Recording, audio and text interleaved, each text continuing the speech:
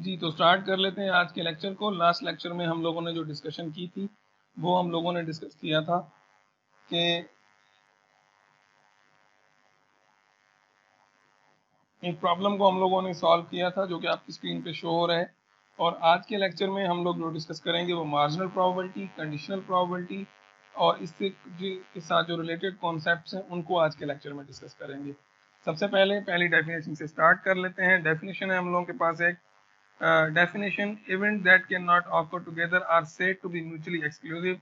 ऐसे इवेंट्स जो एक साथ परफॉर्म ना हो या उनके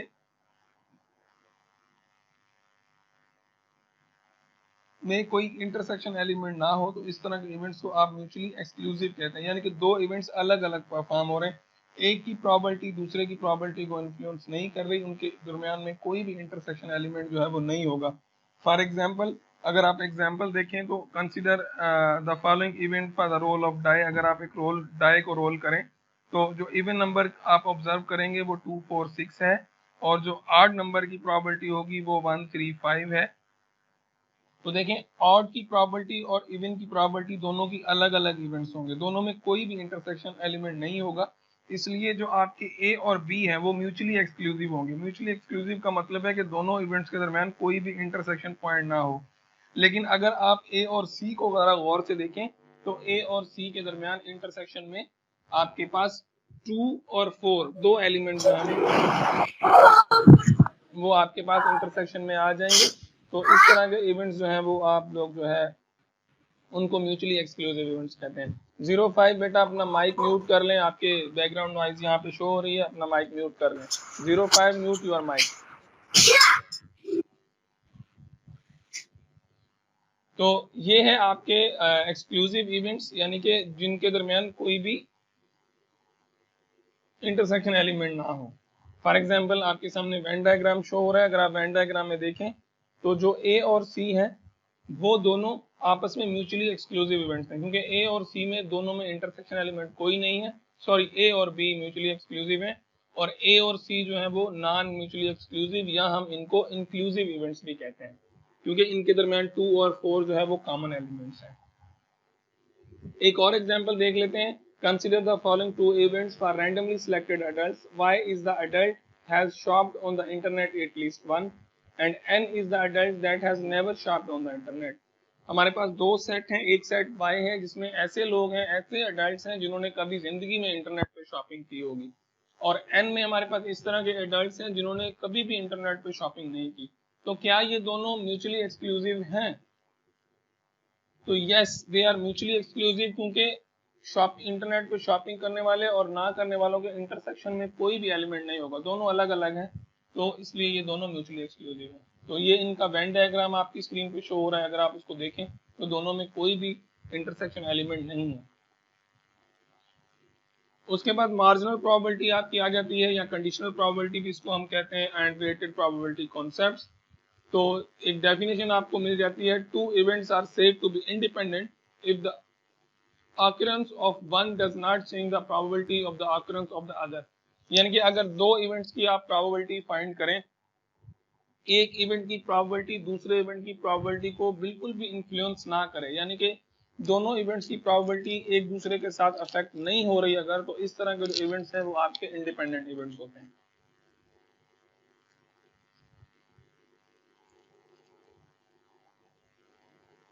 और इससे अगर दो इवेंट्स इंडिपेंडेंट है तो probability of A given that B is equal to probability of A, और probability of B given that A is equal to probability of B होता है।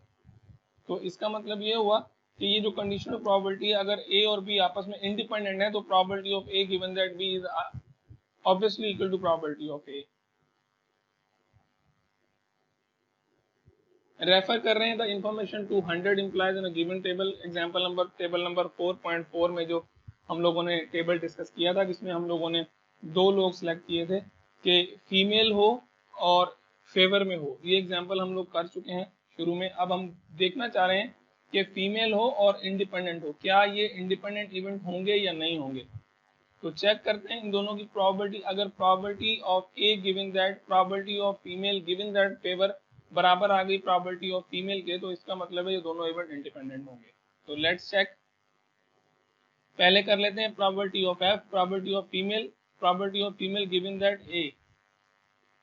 अगर ये दोनों आपस में बराबर आ गए रिजल्ट तो इंडिपेंडेंट, अगर ये दोनों रिजल्ट आपस में बराबर ना आए तो non independent. For example probability of female अगर आप फाइंड करेंगे तो दैट विल बी 0.4। ये देखें इसका रिजल्ट, ये लास्ट टेबल में कंप्यूटेड है चीजें, यहाँ पे सिर्फ लिखी हुई हैं, ये हम लोगों लास्ट लेक्चर जो है उनमें ये सॉल्व करके आए हैं प्रॉब्लम। और probability of female given that A is equal to 4/9। तो दोनों का रिजल्ट जरा चेक करें, इसका 0.4 है और इसका 0.21 है, तो दोनों आपस में चेंज हैं, दोनों सेम नहीं है। इसका मतलब है ये इवेंट इंडिपेंडेंट नहीं है, ये इवेंट डिपेंडेंट इवेंट है। अगर ये इवेंट इंडिपेंडेंट होते तो ये वाला फार्मूला दोनों का रिजल्ट जो है वो सेम आता। आई होप कि आप लोगों को समझ में आ गया होगा ये। चले एग्जाम्पल 4.17 को डिस्कस कर लेते हैं। कहता है कि जी a box contains a total of 100 DVDs. एक बॉक्स है जिसमें 100 डीवीडीज टोटल है, that were manufactured on 2 machines. 2 machines पे ये 100 डीवीडीज बनी है। Of them 60 were manufactured on machine 1। 100 DVDs total हैं, 2 मशीन काम कर रही हैं, 60 एक मशीन पे बनी है, इसका मतलब है 40 जो है वो सेकंड मशीन पे बनी होंगी। अब प्रोबेबिलिटी के क्वेश्चंस में आप लोगों ने डेटा खुद निकालना होता है। कभी कभी तो हमें टेबल के फॉर्म में हर चीज मिली होती है, लेकिन कभी कभी हम लोगों को डेटा जो है वो निकालना पड़ता है। जैसे ये वाला क्वेश्चन है, अ बॉक्स कंटेन 100 डीवीडीज। एक बॉक्स है जिसमें 100 डीवीडीज पड़ी हुई हैं, लेकिन वो जो डीवीडीज हैं वो 2 मशीनों पे बनी है। Of them 60 were manufactured on machine 1। 60 जो है वो एक मशीन पे बनाई गई है। ऑफ द टोटल डीवीडीज की 15 आर डिफेक्टिव, 15 जो है इसमें डिफेक्टिव है। Of the 60 DVDs that were manufactured on machine 1, 15 जो डिफेक्टिव है वो मशीन 1 से जो बनी है उनमें से 9 आर डिफेक्टिव। टोटल 15 है, 9 डिफेक्टिव हैं जो 60 पे बनी है। इसका मतलब है 9 इसमें से हैं, तो 9 और 6 जो है वो दूसरी मशीन की डिफेक्टिव होंगी। तो ये टेबल सॉर्ट आउट करेंगे। अब let the D B the event that randomly selected DVD is defective. अगर हम रैंडमली सिलेक्ट करें और जो डीवीडी होगी वो डिफेक्टिव होगी, and A be the event that randomly selected DVD was manufactured on machine 1। Are the events D and A are independent. क्या D और ए इंडिपेंडेंट हो जाएंगे? अब इसका मतलब ये हुआ कि हमें प्रोबेबिलिटी ऑफ ए फाइंड करनी पड़ेगी और probability of A given the D find करनी पड़ेगी। तो सबसे पहले probability of defective DVDs find कर लेते हैं। टोटल कितनी डिफेक्टिव है? 15। टोटल डीवीडीज कितनी है? 100। इसका मतलब है प्रोबेबिलिटी ऑफ डिफेक्टिव जो है वो 0.15 है। सिंपली आप 15 टोटल डिफेक्टिव हैं और 100 टोटल हैं, 15 को 100 से डिवाइड करेंगे, ऑब्वियसली आपके पास 0.15 आएगा। ये क्लियर हो गया। अब probability of defective given that A, probability of defective from machine A. तो फ्रॉम मशीन ए में कितनी डिफेक्टिव है? अगर आप यहाँ पे देखें तो 9 डिफेक्टिव है और 9 है, और टोटल ए पे कितनी बनी है? ए पे बनी है 60। टोटल 100 थी, 100 में 60 मशीन ए पे थी या मशीन 1 पे थी, तो इसका मतलब है 9/60 इज इक्वल टू 0.15। तो अब ये जरा गौर से देखें, ये दोनों रिजल्ट जो है वो सेम आ गए हैं आपके। जब ये दोनों रिजल्ट सेम आ गए, इसका मतलब हम ये कह सकते हैं कि ये जो दोनों इवेंट्स है डी और ए वो आपस में इंडिपेंडेंट इवेंट्स। ये टेबल आप इस तरह से क्लासीफाई कर सकते हैं। मशीन ए में अगर आप देखें तो 9 डिफेक्टिव थी, अगर 9 डिफेक्टिव है तो 51 गुड होगी। ये टेबल आप खुद जनरेट करेंगे वहां, जैसे मैंने आपको बताया टोटल 60 थी मशीन 1 पे, टोटल 100 थी, इसका मतलब है मशीन 2 पे टोटल बाकी बची 40। 40 में टोटल डिफेक्टिव 15 थी, 9 मशीन 1 में से थी, तो 6 किस में से होंगी? मशीन 2 में से होंगी। तो टोटल डिफेक्टिव आपकी कितनी बन गई? 15 पूरी हो गई। और डिफेक्टिव 15 है तो गुड कितनी बचेंगी? 100 में से 85 जो है वो गुड बचेंगी। तो इस तरह से यही क्वेश्चन अगर आपको एग्जाम में दे दिया जाए, लेकिन इस क्वेश्चन को मॉडिफाई कर सकते हैं हम लोग, बहुत तरीकों से ये क्वेश्चन मॉडिफाई किया जा सकता है। तो इसको आप कॉन्सेप्चुअली स्टडी करनी है आप लोगों ने, चीजों को सिर्फ समझना है। प्रोबेबिलिटी में आपने सिर्फ डेटा के साथ प्ले करना होता है, और इसके क्वेश्चन बड़े बड़े और सॉल्यूशन सिर्फ एक लाइन का क्वेश्चन इसका सॉल्यूशन होता है। उसके बाद आ जाए जी कॉम्प्लीमेंट्री इवेंट्स। ये बहुत ज्यादा यूज होता है प्रोबेबिलिटी में। ये इवेंट्स जो है, कॉम्प्लीमेंट का मतलब है जैसे आपने सेट थ्योरी में पढ़ा होगा या आपने लॉजिक में पढ़ा होगा। लॉजिक थ्योरी जो आप कंप्यूटर्स में कॉम्प्लीमेंट करते हैं, कॉम्प्लीमेंट जो लॉजिक की कॉम्प्लीमेंट करते हैं, 0 का कॉम्प्लीमेंट 1, 1 का 0, तो वो यहाँ पे भी कुछ इसी तरह से कॉम्प्लीमेंट्री इवेंट्स हम लोग फाइंड करते हैं। आपको पता होता है कि जब हम किसी भी एक्सपेरिमेंट की सारी प्रोबेबिलिटी फाइंड कर लेते हैं तो उसका जो सम होता है, sum of all probabilities are always equals to 1। यानी कि किसी भी एक्सपेरिमेंट की ऑल प्रोबेबिलिटीज को अगर सम कर दिया जाए तो वो 1 से बड़ी नहीं होती, यानी कि sum of all probabilities is always equals to 1। और कॉम्प्लीमेंट्री इवेंट का मतलब ये है कि अगर आपको एक इवेंट की प्रोबेबिलिटी का पता है तो दूसरे इवेंट की प्रोबेबिलिटी आप फाइंड कर सकते हैं। मैं आपको सिंपल सा एग्जांपल दे देता हूँ कि अगर आप एक कॉइन टास्क करेंगे तो हेड की प्रोबेबिलिटी आ जाएगी 0.5 और आपको कॉइन की टेल की प्रोबेबिलिटी चाहिए तो 1 में से माने sum of all probabilities equals to 1, इसलिए 1 में से अगर आप हेड की प्रोबेबिलिटी माइनस करेंगे यानी कि 1 माइनस 0.5 तो रिजल्ट आएगा 0.5 जो कि टेल की प्रोबेबिलिटी होगी।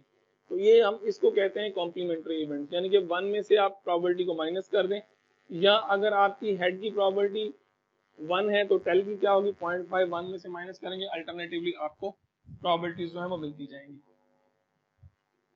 और कॉम्प्लीमेंट्री इवेंट्स को ए बार से शो किया जाता है,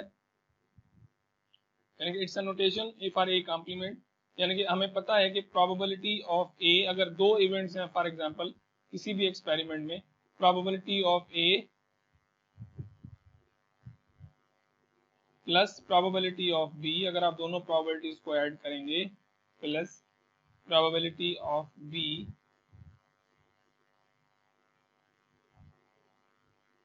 यानी कि sum of all probabilities is always equals to 1। तो यहाँ पे मैंने लिख दिया probability of A is equal to probability of B. अगर हम कोई एक्सपेरिमेंट ले रहे हैं जिसमें दो इवेंट्स हैं और आपने, अगर आपको प्रोबेबिलिटी ऑफ ए गिवन है, फॉर एग्जांपल आपको प्रोबेबिलिटी ऑफ ए जो है वो मैं एग्जांपल दे रहा हूँ आपको 0.2 गिवन है, 0.2 गिवन है आपको, और हमने प्रोबेबिलिटी ऑफ बी फाइंड करनी है तो क्या करेंगे, ऑब्वियसली इस 1 को लेफ्ट हैंड साइड पे शिफ्ट करेंगे, माइनस हो जाएगा 0.2, या इसको हम लोग इसको प्रोबेबिलिटी ऑफ ए को राइट साइड पे शिफ्ट कर रहा हूँ, 1 में से 0.2 माइनस करेंगे तो आपको प्रोबेबिलिटी ऑफ बी मिल जाएगा, दैट इज 0.8। तो ये देखिए ये सिंपल सा कॉन्सेप्ट है आपका कॉम्प्लीमेंट्री इवेंट्स का, लेकिन कभी कभी ये बहुत हेल्पफुल हो जाता है, हमें बड़े बड़े प्रॉब्लम्स हम इससे बड़ी आसानी से सॉल्व कर सकते हैं बाय यूजिंग कॉम्प्लीमेंट्री इवेंट्स। और फॉर एग्जांपल वेन डायग्राम देख लें, वैसे मैं इतना इंटरेस्ट नहीं रखता वेन डायग्राम में, लेकिन ट्री डायग्राम में मुझे इंटरेस्ट होता है क्योंकि ट्री डायग्राम जो है वो प्रोबेबिलिटी की एक क्लियर पिक्चर आपको दिखा देता है। तो अगर ए कोई आपका इवेंट है ए और उसका कॉम्प्लीमेंट्री ऑब्वियसली ए से बिल्कुल अलग होगा और वो ए कॉम्प्लीमेंट होगा, यानी कि u माइनस ए, वैसे सेट थ्योरी में हम लोग u में से a को माइनस करते हैं, यहाँ पे हमारा यूनिवर्सल सेट यानी कि मैक्सिमम प्रोबेबिलिटी 1 होती है, इसलिए 1 में से माइनस करते हैं। तो ये है आपका कॉम्प्लीमेंट्री इवेंट। आई होप कि आपको समझ में आया होगा थ्योरेटिकल कॉन्सेप्ट। अब कुछ एग्जांपल्स देखते हैं इस पे।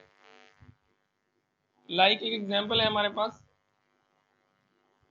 एग्जांपल है जी, in a group of 2000 taxpayers, 200 taxpayers हैं, 400 have been audited by the IRS at least once. If one taxpayer is randomly selected from this group, what are the two complementary events for this experiment and what are the probabilities? Complementary events आपने बनाने हैं दो और इसमें से आपने उसकी probabilities भी लिखनी है। अब फॉर एग्जांपल आपने एक टैक्स पेयर चूज करना है, बहुत सारे स्टूडेंट ने ये प्रॉब्लम कर भी लिया होगा, यानी कि 400 डिवाइडेड बाय 2000, तो ये आपका एक रिजल्ट बन जाएगा। जिस तरह से प्रोबेबिलिटी ऑफ ए आपके पास क्या आया 0.20, यानी कि 400 आपने के पास टैक्स पेयर्स हैं, टोटल 2000 है, तो 400 को आप डिवाइड कर देंगे 2000 से, तो ये आपका प्रोबेबिलिटी ऑफ ए।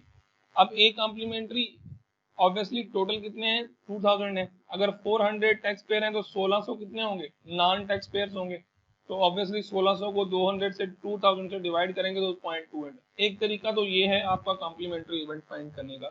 दूसरा तरीका ये है कि 1 में से आप जो प्रोबेबिलिटी ऑफ ए है यानी कि 0.20 है इसको माइनस कर दें, 0.20 को माइनस करेंगे you will gate a simple result that is equals to 0.8, so this is equals to 0.80। तो 1 में से अगर आप 0.2 माइनस करते हैं तो बेसिकली ये आपका ये वाला कॉन्सेप्ट भी कॉम्प्लीमेंट्री इवेंट का है, या आप इस तरह से कर लें तो भी सेम बात है, दोनों में कोई फर्क नहीं है, दोनों सेम। एक और एग्जांपल है हमारे पास, कहता है in a group of 5000 adults, 5000 adults हैं, 53,500 are in favor of stricter gun control law, 1200 are against in such law and 300 have no opinion। Total हमारे पास 5000 हैं, 3500 फेवर में है, 1200 जो है वो अगेंस्ट है और 300 जो है वो जिनके पास कोई भी ओपिनियन नहीं है, they have no opinion. One adult is randomly selected from this group. Let A be the event that this adult is in favor of stricter gun control law. What is the complementary event of A? What are the probabilities of the two events? अब ये problem थोड़ा सा tricky है क्योंकि इसमें आपको intersection में भी एक एलिमेंट मिला हुआ है, यानी कि यहाँ पे 300 जो है ये इनमें कोई आइडिया नहीं है। तो देखें अब ये प्रॉब्लम आप किस तरह से सॉल्व करेंगे। सबसे पहले प्रोबेबिलिटी ऑफ ए जो है वो आपके पास 3500 और 5000 से डिवाइड करेंगे 0.70 आपको यहाँ पे मिल गया, सिंपल हो गया। और ऑब्वियसली टोटल 5000 है, 3500 फेवर में है तो 1500 फेवर में नहीं होंगे। 1500 डिवाइड बाय 5000 दैट इज 0.3। एक तरीका तो ये हो गया। दूसरा तरीका आप 1 में से माइनस कर दें 0.7 को, 0.70 को आप माइनस करेंगे तो you will get as 0.3 is equals to your result, यानी कि ये रिजल्ट आपको मिल जाएगा। तो दोनों में से जो भी आपको बेहतर लगे आप तरीका अप्लाई कर लें। तो ये थे आपके कॉम्प्लीमेंट्री इवेंट्स, इसको जरूर ध्यान में रखिएगा क्योंकि ये आगे हम लोग यूज करेंगे, काफी सारे प्रॉब्लम्स में इनको हम लोग यूटिलाइज करेंगे। उसके बाद आपके पास आ जाते हैं intersection of events and multiplication rule. ये इंपॉर्टेंट सेक्शन है, मल्टीप्लिकेशन और एडिशन रूल इंपॉर्टेंट है, इसको नोट कर लें, ये इंपॉर्टेंट सेक्शन है हम लोग के लिए। तो सबसे पहले इंटरसेक्शन ऑफ इवेंट्स में आपको क्या मिलता है, let A and B are two events defined in a sample space, the intersection of A and B represents the collection of all outcomes that are common to both and A and denoted by A and B. यानी कि ए and B का मतलब है ए intersection B.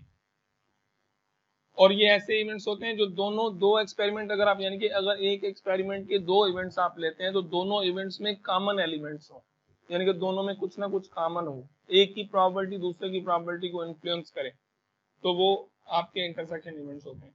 और जो यहाँ पे and लिखा हुआ है, एंड का मतलब होता है इंटरसेक्शन और आर का मतलब होता है यूनियन। और प्रोबेबिलिटी में इंटरसेक्शन का मतलब है मल्टीप्लिकेशन, यूनियन का मतलब है एडिशन, ये याद रख लें। और मतलब एडिशन, एंड मतलब मल्टीप्लिकेशन। तो इंटरसेक्शन आप ऑब्वियसली अगर ए और बी दो सेट हैं हमारे पास और ए इंटरसेक्शन बी, यहाँ पे कॉमन एरिया जो होता है वो हम इंटरसेक्शन एलिमेंट यहाँ पे इसको कहते हैं।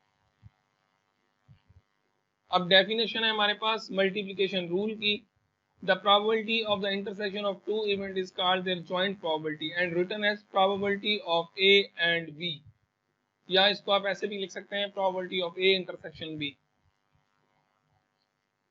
और मल्टीप्लिकेशन रूल आपके पास किस तरह से, आप प्रोबेबिलिटी, अगर आपने प्रोबेबिलिटी ऑफ ए और बी फाइंड करनी है ए एंड बी की, तो आप मल्टीप्लाई करेंगे probability of A into probability of B given that A. अब इसका मतलब ये हुआ कि ये वाले इवेंट्स जो हैं ये आपस में क्या होंगे, डिपेंडेंट इवेंट्स होंगे। अगर ये इंडिपेंडेंट इवेंट्स होंगे तो probability of B given that A is equal to probability of simply B हो जाएगा। या अगर आपके पास प्रोबेबिलिटी ऑफ बी है मल्टीप्लाई करेंगे probability of A given that B, तो ये मल्टीप्लिकेशन रूल है। इस पे एग्जांपल देख लेते हैं। For example table number 4.7 gives the classification of all employ of a company given by gender and college degree. अब हमारे पास एक टेबल हमें गिवन है, बड़ा सिंपल सा टेबल है आपके पास, जिसमें आपको मेल मिले हुए हैं और फीमेल, मेल और फीमेल दोनों गिवन है। और यहाँ पे जो है वो कॉलेज ग्रेजुएट आपको मिल जाते हैं, 7 मेल कॉलेज ग्रेजुएट हैं, 4 फीमेल कॉलेज ग्रेजुएट्स हैं, टोटल 11 ग्रेजुएट्स हैं। कॉलेज ग्रेजुएट जो नहीं है 20 मेल है, 9 फीमेल हैं, 29 टोटल ऐसे लोग हैं जो ग्रेजुएट नहीं है।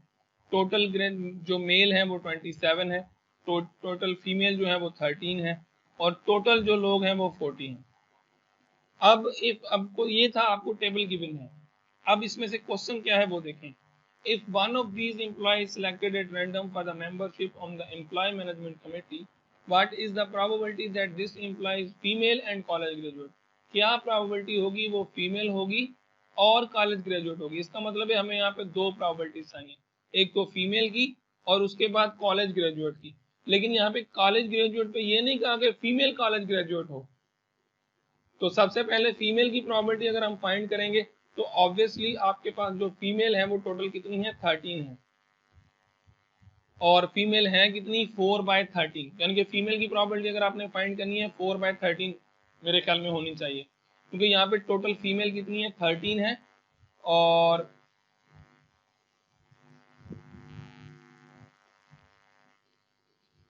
ये होगी, मतलब अगर मैं ग्रेजुएट फीमेल की प्रॉपर्टी फाइंड करूं तो वो आएगी 4/13, लेकिन यहाँ पे हमको सिर्फ फीमेल की प्रॉपर्टी है, सिंपल फीमेल, तो टोटल फीमेल्स हमारे पास कितनी है 13 है, और टोटल कितने हैं 40। एक पार्ट तो ये हो गया।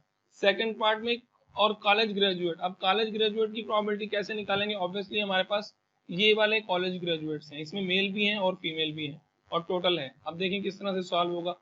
सबसे पहले प्रॉपर्टी ऑफ फीमेल, मैंने जैसे आपको कहा कि फीमेल जो है वो टोटल कितनी है हमारे पास, यहाँ पे अगर आप देखें तो 13 है, ये देखें ये 13 है, और टोटल कितनी है 40। इसका मतलब है 13 डिवाइड बाय 40 जो है वो आपकी फीमेल हो जाएंगी।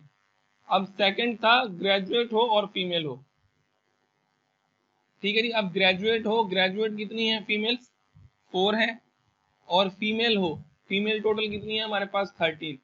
ये देखें दोनों रिजल्ट हमें मिल गए, प्रोबेबिलिटी ऑफ फीमेल भी मिल गई, प्रोबेबिलिटी ऑफ ग्रेजुएट फीमेल भी मिल गई। अब सिंपली अकॉर्डिंग टू रूल हम इन दोनों को मल्टीप्लाई कर देंगे। अब एग्जाम में ये क्वेश्चन मॉडिफाई हो सकता है, यहाँ पे फीमेल पूछा है, वहां पे आपसे मेल पूछ ले।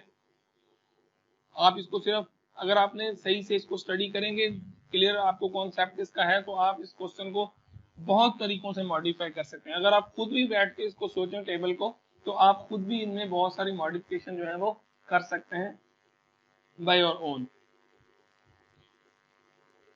और ये इसका वेन डायग्राम है। वेन डायग्राम अब आप, सॉरी नॉट वेन डायग्राम लेकिन ट्री डायग्राम है।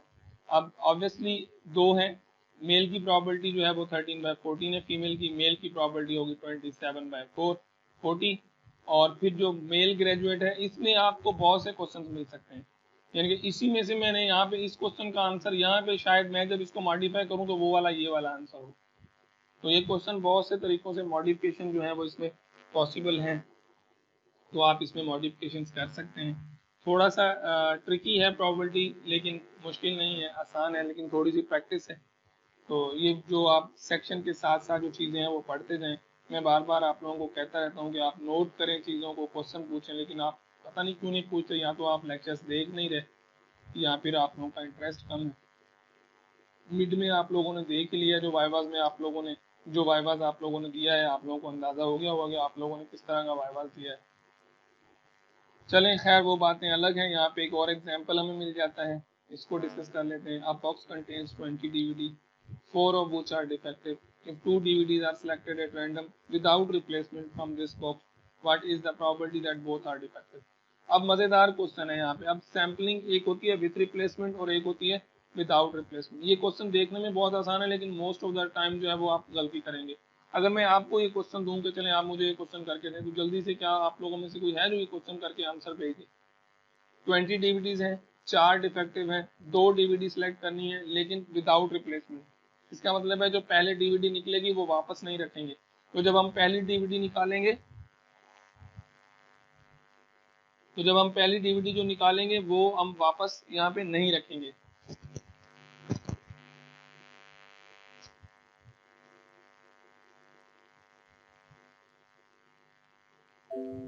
चले आप ट्राई करें इस क्वेश्चन को सॉल्व करने की, वरना फिर मैं आप लोगों के साथ वापस आता हूँ।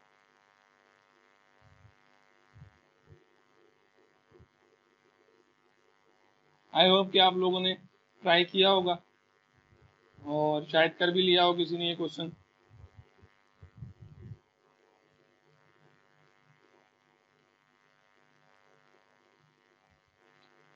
तो चलें, अगर आप लोगों से ये नहीं हुआ तो मैं इसको जो है वो आप लोगों के लिए सॉर्ट आउट करता हूँ। सिंपल क्वेश्चन है बिल्कुल, इसमें ऐसा कुछ भी नहीं था, बहुत आसान है। सबसे पहले आपके पास जो है वो 20 DVDs हैं, 4 डिफेक्टिव हैं, और आपने 2 DVD सेलेक्ट करनी है। और जो पहले सेलेक्ट करेंगे DVD वो रिप्लेस नहीं करेंगे। इसका मतलब है आप जब 4 में से एक DVD निकालेंगे तो 4 आएगा, यानी कि 4C1 करेंगे तो इसका रिजल्ट आएगा 4, और डिवाइड करेंगे आप 20C1, जो भी रिजल्ट आए हम लोग इसमें से सॉल्व कर लेंगे। तो फर्स्ट DVD की प्रॉपर्टी ये होगी, एंड है तो मल्टीप्लाई करेंगे सेकंड को मल्टीप्लाई, और दूसरी जो है हमने रिप्लेस नहीं की, रिप्लेसमेंट और विदाउट रिप्लेसमेंट सैंपल आप लोगों को आइडिया है कि जो चीज़ निकल गई वो वापस रिप्लेस नहीं की। इसका मतलब है अब पहले 4 डिफेक्टिव थी, अब एक निकल गई है, तो बाकी कितनी बची 3C1, और डिवाइड कर देंगे 20 थी टोटल तो 19, यहाँ पे आपको क्या बचेगा 19C1।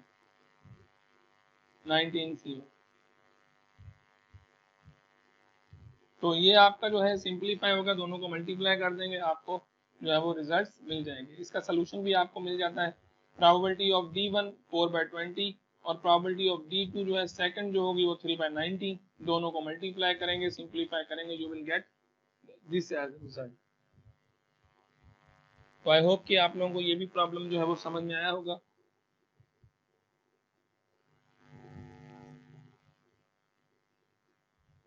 कुछ रिजल्ट्स आए हैं लेकिन थोड़ी सी मिस्टेक है आपके रिजल्ट्स में, वेरीफाई कर लीजिएगा कहाँ पे मिस्टेक हुई है। 50 कह रहे हैं कि 0.058, 50 आपकी स्क्रीन पे रिजल्ट शो हो रहा है। अब आप चेक करें कि आपने कहाँ पे गलती की है, क्योंकि मैंने आपको पहले ही बताया था कि ये विदाउट रिप्लेसमेंट है। आपने शायद दोनों 4/20 मल्टीप्लाई किया होगा, वो तब होता जब विथ रिप्लेसमेंट होता, ये विदाउट रिप्लेसमेंट है। अगर विथ रिप्लेस होता तो फिर 4/20 को मल्टीप्लाई कर देते, लेकिन ये विदाउट रिप्लेसमेंट है, इसलिए 4/20 एंड 3/19 है।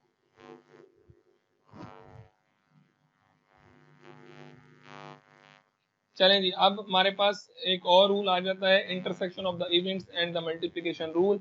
अब इवेंट्स में अगर इंटरसेक्शन आपके पास हो, ये देखें ये वही रूल है जो अभी अभी हम लोगों ने डिस्कस किया है, सिर्फ आप इस प्रोबेबिलिटी ऑफ ए को यहाँ पे मल्टीप्लाई कर दें, यानी कि probability of A into probability of B given that A is equal to probability of A intersection B.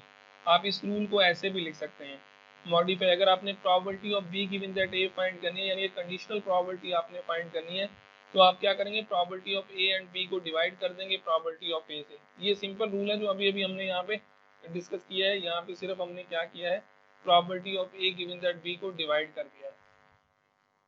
और ये रूल दूसरे तरीके से लिखा जा सकता है, probability of A given that B is equal to probability of A intersection B divided by probability of B.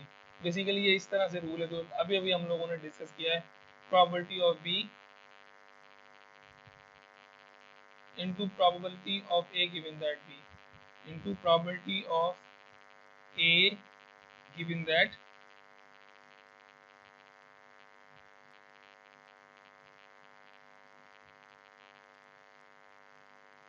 B और इज इक्वल टू ये इसके बराबर होगा, ये B यहाँ से कट जाएगा, probability of A intersection probability of B के बराबर। तो चलें अब इस पे एग्जांपल देखते हैं। कहता है the probability that a randomly selected student from a college is senior is 0.20 and the probability that the student is a computer science major and a senior is 0.3। Computer science major and senior यानी कि ये intersection है, आपको पता है and है तो intersection है 0.3। Find the conditional probability that the student is selected at random is computer science major given that student is senior, यानी कि कंप्यूटर साइंस का मेजर हो और सीनियर भी हो।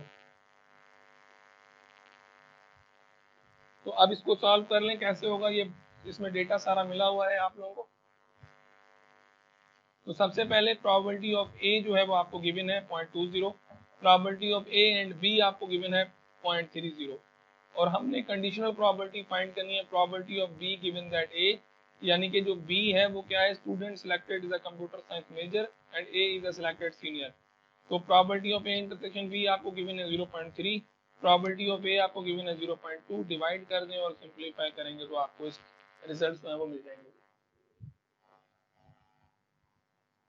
फिर आपके पास आ जाता है जी multiplication rule to calculate the probability of independent events. अगर दो इवेंट्स इंडिपेंडेंट है, अब इंडिपेंडेंट इवेंट्स को हम लोग डिस्कस कर चुके हैं कि इंडिपेंडेंट इवेंट्स ऐसे इवेंट्स होते हैं जिनकी प्रोबेबिलिटी आपस में इंटरसेक्शन जो है वो नहीं होती, यानी कि ऐसे इवेंट्स जिनकी प्रोबेबिलिटी एक दूसरे को इन्फ्लुएंस नहीं करती, वो इंडिपेंडेंट इवेंट्स होते हैं।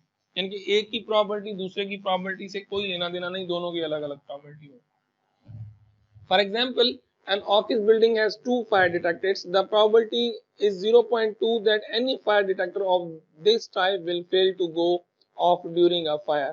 Find the probability that both of these fire detectors will fail to go off in case of a fire. तो एक की probability 0.2 है फेल होने की, ऑब्वियसली अगर दूसरा होगा उसकी भी probability 0.2 होगी। अगर तीन फायर होंगे तो तीन का फायर डिटेक्टर होंगे तो तीसरे की probability भी 0.2 होगी फेल होने की। तो एक के फेल होने की प्रोबेबिलिटी से दूसरे की प्रोबेबिलिटी पे कोई फर्क नहीं पड़ रहा, इसलिए हम लोग क्या करेंगे, सिंपल इन प्रोबेबिलिटीज को मल्टीप्लाई कर देंगे। तो ये देखिए probability of A and B is equal to probability of A into probability of B. आपने सिर्फ इतना याद रखना है कि जब दो इवेंट्स इंडिपेंडेंट हो, इंडिपेंडेंट से मुराद है कि एक की प्रोबेबिलिटी दूसरे की प्रोबेबिलिटी को इन्फ्लुएंस नहीं करती, तो आपने सिंपली प्रोबेबिलिटी को मल्टीप्लाई कर देना है। लेकिन अगर प्रॉपर्टी में इन्फ्लुएंस है, एक ही प्रॉपर्टी दूसरे की प्रॉपर्टी पे डिपेंडेंट है या उनमें इंटरसेक्शन एलिमेंट है, तो फिर आप कंडीशनल प्रॉपर्टी वाला रूल अप्लाई करेंगे, अदरवाइज ये मल्टीप्लिकेशन रूल। चलो जी, the property that a patient is allergic to penicillin is 0.2. Suppose this drug is administered to 3 patients. Find the property that all 3 of them are allergic to it. Find the property that at least one of them is not allergic to it.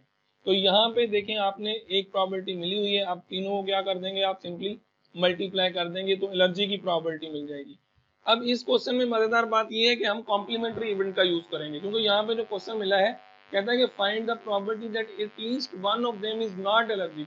तो जो यहाँ ए में से property मिलेगी वो allergy की मिलेगी, यानी कि इनमें से जितने भी एलर्जी होंगे उनकी प्रॉपर्टी मिलेगी। तो नॉट एलर्जी की प्रॉपर्टी कैसे फाइंड करें, तो आप क्या करें, 1 में से माइनस कर दें, कॉम्प्लीमेंट्री इवेंट को याद करें। एलर्जिक होने की प्रॉपर्टी हमने ये निकाली है, नॉट होने की क्या होगी, टोटल प्रॉपर्टी का सम 1 होता है, 1 में से ये माइनस कर देंगे तो नॉट एलर्जिक होने की प्रॉपर्टी आपको बड़ी आसानी से मिल गई। देखिए किस तरह से कॉम्प्लीमेंट्री इवेंट ने आपको हेल्प की, अदरवाइज ये प्रॉब्लम ऐसे नहीं होता, इसको डिफिकल्टी होती सॉल्व करने में।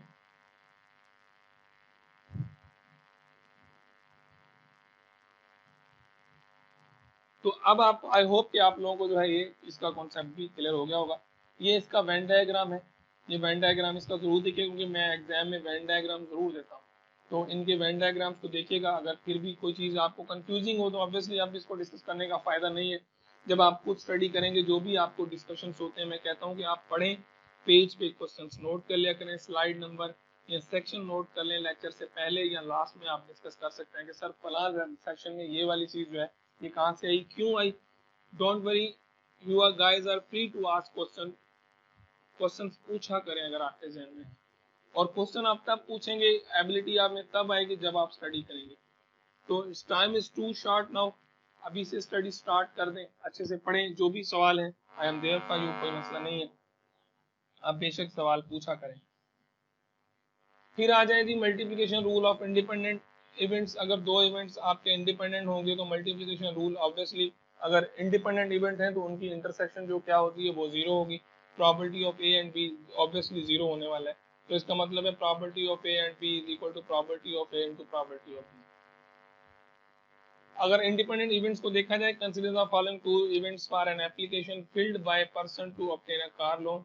ए is the event of loan of application approve, और आर जो है वो रिजेक्टेड है। तो क्या है, व्हाट इज इनकी ज्वाइंट प्रॉपर्टी क्या होगी, तो अप्रूवल में और रिजेक्शन में दोनों में कोई इंटरसेक्शन एलिमेंट नहीं होगा, इन दोनों की इंटरसेक्शन क्या होगी, नल सेट होगी, यानी कि उसकी दोनों में कोई भी आपस में रिलेशन ही नहीं है। अप्रूव वाली कैटेगरी अलग है, रिजेक्टेड वाली अलग है, तो इसका मतलब है दोनों का रिजल्ट क्या आएगा, जीरो आएगा। तो ये जस्ट आपको समझाने की कोशिश है छोटी सी, कि इंडिपेंडेंट इवेंट्स का मतलब ये है कि उन दोनों की प्रोबेबिलिटी आपस में इन्फ्लुएंस नहीं करती, इंडिपेंडेंट होते हैं, एक की प्रॉपर्टी दूसरे की प्रॉपर्टी पे कोई इफेक्ट नहीं करती। तो इस तरह के जो इवेंट्स होते हैं वो आपके इंडिपेंडेंट इवेंट्स होते हैं। उसके बाद आ जाए जी union and the addition rule. Union जो है, मैंने आपको पहले ही कहा था कि दो रूल्स होते हैं, एक मल्टीप्लिकेशन और एक एडिशन। एंड का मतलब होता है मल्टीप्लिकेशन, और का मतलब होता है यूनियन। तो एंड हम लोगों ने डिस्कस किया, अब आर को डिस्कस करते हैं। और में हम लोग क्या करेंगे, सिर्फ प्रॉपर्टीज को ऐड करेंगे। Like a senior citizen center has 300 members, of them 140 male, 21 take 210 take at least one medicine। 300 members total हैं, 140 इसमें मेल हैं, 210 लोग ऐसे हैं जो एक मेडिसिन लेते हैं परमानेंट बेसिस पे, और and 95 male and take at least one medicine on a permanent basis. फिर 95 ऐसे हैं जो परमानेंट बेसिस पे मेल मेडिसिन लेते हैं। Describe the union of the event male and take at least one medicine on permanent basis. ठीक है जी, बेसिकली ये रूल इस तरह से होता है। प्रोबेबिलिटी ऑफ या सेट थ्योरी में भी आप लोगों ने पढ़ा होगा, probability of A union B, यानी कि ए यूनियन बी अगर आप करते हैं, सिंपल सेट की बात करूं, सेट थ्योरी की, तो ए यूनियन बी बराबर होता है, तो मैं सिर्फ यहाँ पे प्रोबेबिलिटी ऐड कर रहा हूँ, तो प्रोबेबिलिटी ऑफ ए, अगर आप सिंपल इवेंट्स की बात करें, A union B is equal to होता है order of A plus order of B minus order of A intersection B, set theory में। लेकिन यहाँ पे प्रोबेबिलिटी है, तो probability of A plus probability of B minus probability of क्या होगा, ए इंटरसेक्शन बी। ये सिंपल वही सेट थ्योरी के रूल्स हैं जो हम लोग छठी क्लास से पढ़ते हुए आ रहे हैं, minus probability of A intersection B, लेकिन जस्ट इनको टच दे रहे हैं हम लोग अभी प्रोबेबिलिटी का। तो ये रूल हो गए आपके probability of A intersection B. A intersection मतलब मल्टीप्लाई। और अगर दो इवेंट्स इंडिपेंडेंट हैं, इंडिपेंडेंट होंगे तो ये वाला सेक्शन जो है फिर ये जीरो हो जाएगा। फिर simply probability of A union B is equal to probability of A plus probability of B, यानी कि अगर दो डिसजॉइंट सेट है in terms of probability, if they are independent not dependent on each other, then A intersection B will be equal to zero, जो अभी अभी हम लोगों ने एग्जांपल भी किया एक्सेप्टेंस और रिजेक्शन वाला। तो इस तरह से अगर ये दोनों इंडिपेंडेंट है तो इंटरसेक्शन उनके दरमियान जो है वो जीरो होगी, तो that means probability of A plus probability of be simply बन जाएगा। तो इस क्वेश्चन को कर लेते हैं। तो सबसे पहले जो मेल सीनियर है, M is a male a senior citizen, F is a senior citizen is a female, A is a senior citizen take it is one medicine, B is a senior citizen does not take any medicine. तो हमने क्या करना है, simply ए में probability of ए हम ये मिलेगी हमें 140, क्योंकि यहाँ पे आपको सारा कुछ डेटा जो है वो गिवन है, हमने जस्ट डेटा उठा के रखा है, प्लस 2001 माइनस 95। ये 95 यहाँ पे आपको इंटरसेक्शन में मिल जाते हैं। टेबल अगर मैं आपको समझाता हूँ तो दैट इज इक्वल टू 255। अब ये किस तरह से टेबल है ये देखें। इसमें आप लोगों के पास जो मेल है वो 95 है और बी 45 है और टोटल 114, और जो फीमेल है वो 115 एंड 45 है, यानी कि कुछ एक टाइम पे मेडिसिन ले रहे हैं, कुछ दूसरे टाइम पे, टोटल 160। जब आप इन दोनों को ऐड करेंगे तो यू विल गेट 300 टोटल। तो ये था आपका एडिशन रूल।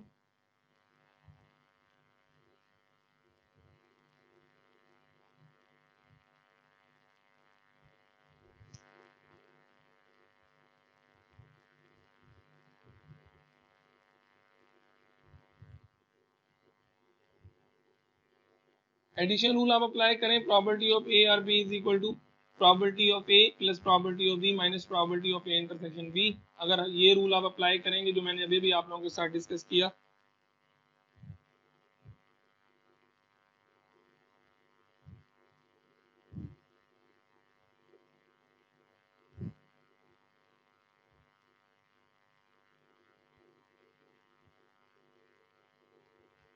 तो ये आप सिंपली रूल अप्लाई कर सकते हैं। For example, a university president had proposed that all students must take course in ethics as a requirement for graduation. 300 faculty members and students from the university this university were asked about their opinion on this issue. Table number 4.9 gives a two-way classification of responses of these faculty members and students. Find the probability। देखिए अब इस table में बहुत सारी चीजें जो हैं वो आपको मिल जाएंगी, लेकिन हमने फोकस उस पर करना है जो आपके काम की चीज है। Find the probability that one person selected at random from these 300 persons is a faculty member or is in favor of this proposal। तो हमने जो क्वेश्चन है उसको आंसर करना है। टेबल में आपको बहुत सी चीजें मिल जाएंगी। तो देखें टेबल को आप सॉर्ट आउट करेंगे तो फेवर में कितने हैं 45, ये टेबल गिवन है, ये मैंने नहीं बनाई, ये ऑलरेडी क्वेश्चन में गिवन है। फेवर में 45 है, स्टूडेंट जो है वो 90 फेवर में है। टोटल जो फेवर में लोग हैं वो 135 हैं, अपोज कर रहे हैं 15, 110 और 125 टोटल है। न्यूट्रल जो है वो 10 और 30 है, 40 है। टोटल जो है यानी कि फैकल्टी टोटल 70 है, स्टूडेंट 230 है, टोटल लोग जो है वो 300 है। अब क्वेश्चन दोबारा से रीड कर देता हूँ। Find the probability that one person is selected at random from these 300 persons is a faculty member, या तो फैकल्टी मेंबर हो या वो फेवर में हो फॉर दिस प्रपोजल। तो दो प्रोबेबिलिटीज आप फाइंड करें। एक तो फैकल्टी मेंबर की, सबसे पहले आपके पास जो फैकल्टी मेंबर्स हैं वो कितने हैं 70, टोटल कितने हैं 300। इसका मतलब है प्रोबेबिलिटी ऑफ फैकल्टी की आपके पास क्या आएगी 70 डिवाइड बाय 300। ये तो आपके पास हो गया। और उसके बाद जो सेकंड पार्ट था हमारा वो क्या था, सेकंड पार्ट क्वेश्चन में है R is a favour of this proposal, और टोटल इस प्रपोजल के फेवर में कितने लोग हैं 135। 135 माइनस डिवाइड बाय 300 तो आपके इन फेवर में भी आ जाएंगे। तो ये आपके आ गए इन फेवर में। ऑब्वियसली इनमें कुछ न्यूट्रल भी हैं, तो हम लोग probability of A intersection B find करेंगे, मतलब इन दोनों को मल्टीप्लाई करके इनकी इंटरसेक्शन की प्रोबेबिलिटी निकलेगी, दैट इज 0.15। तो जब आप इसको एडिशन रूल में रखेंगे, simply you will get, add कर देंगे probability of A plus probability of B minus probability of A intersection B, सारे रिजल्ट्स इस फार्मूला में रखेंगे, you will get this as a result.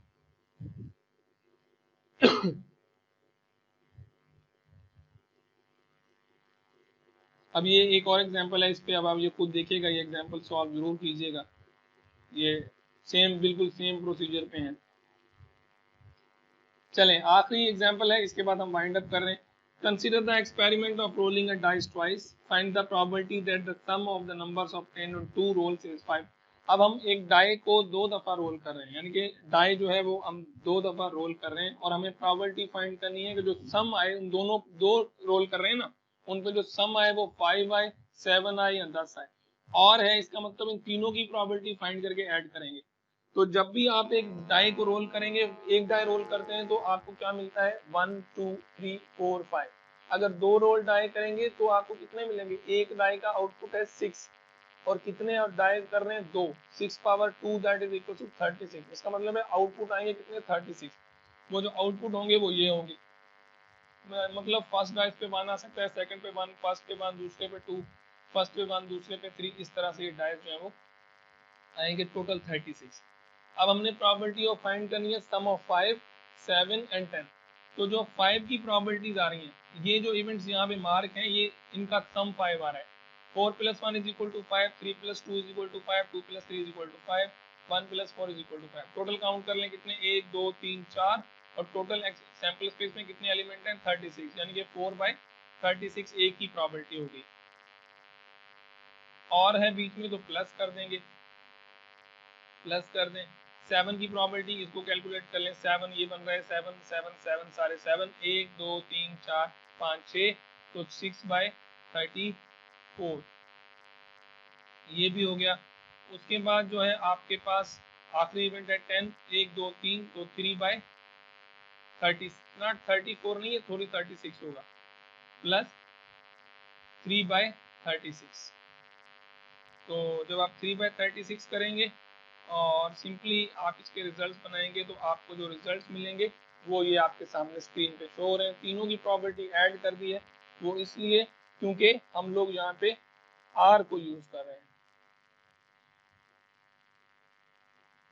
तो आई होप कि आप लोगों को ये प्रॉब्लम भी समझ में आया होगा। बहुत से क्वेश्चंस आपके जहन में होंगे, ऑब्वियसली आई नो दैट, लेकिन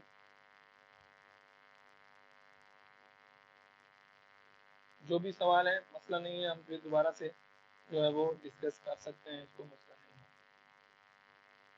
चलें जी, अब मेरे ख्याल में आज के लिए इतना काफ़ी है। ये देखिए सेम है एग्जाम्पल, अब ये वाला एग्जाम्पल आप खुद ट्राई कीजिएगा, तीनों प्रॉपर्टीज को फाइंड करके आपने ऐड करना है, ये एग्जाम्पल कीजिएगा। उसके बाद आपको मिल जाते हैं इस चैप्टर के लास्ट में counting rules, factorial, combination, permutation.